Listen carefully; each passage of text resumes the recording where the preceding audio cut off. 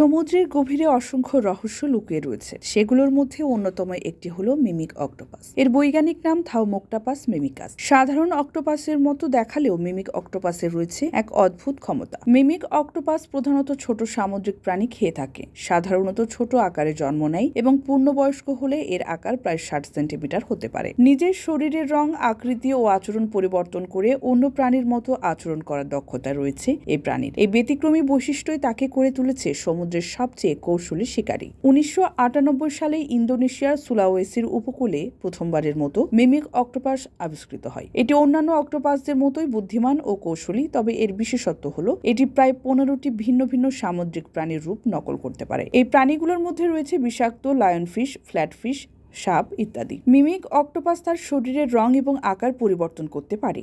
শিকারীদের থেকে বাঁচার জন্য বা শিকার ধরার জন্য এটি নিজেকে বিভিন্ন বিষাক্ত বা বিপজ্জনক প্রাণীর রূপে রূপান্তরিত করতে সক্ষম। এই অনন্য দক্ষতা তাকে সমুদ্রের অন্যান্য প্রাণীর থেকে আলাদা করে তুলেছে। এছাড়া এটি চারপাশের পরিবেশের সঙ্গে এমনভাবে মিশে যেতে পারে যে তাকে খুঁজে বের করা প্রায় অসম্ভব হয়ে পড়ে। মিমিক অক্টোপাস প্রধানত ইন্দো প্যাসিফিক অঞ্চলের উষ্ণ এবং অগভীর জলাশয়ে বাস করে। এটি সাধারণত পলিমাটির উপরের স্তরে লুকিয়ে থাকে এবং সুযোগ পেলেই শিকারীর চোখ ফাঁকি দিতে বা শিকার ধরতে নকল করার কৌশলটি ব্যবহার করে। এই অক্টোপাসের আত্মরক্ষার কৌশলগুলো সত্যিই অসাধারণ। বিষাক্ত প্রাণীর রূপ ধারণ করা ছাড়াও এটি শিকারীকে বিভ্রান্ত করার জন্য হঠাৎ করে রং পরিবর্তন করতে পারে। আবার কোনো শিকারী আক্রমণ করলে এটি সাঁতরে দ্রুত অন্য জায়গায় চলে যেতে পারে। মিমিক অক্টোপাস আমাদের দেখায় কিভাবে প্রকৃতি আত্মরক্ষার জন্য অত্যন্ত বুদ্ধিদীপ্ত এবং কৌশলী ব্যবস্থাপনা তৈরি করেছে। এই সামুদ্রিক প্রাণীটির ব্যতিক্রমী ক্ষমতা প্রমাণ করে যে প্রকৃতির জগতে প্রতিদিনই নতুন কিছু শেখার আছে।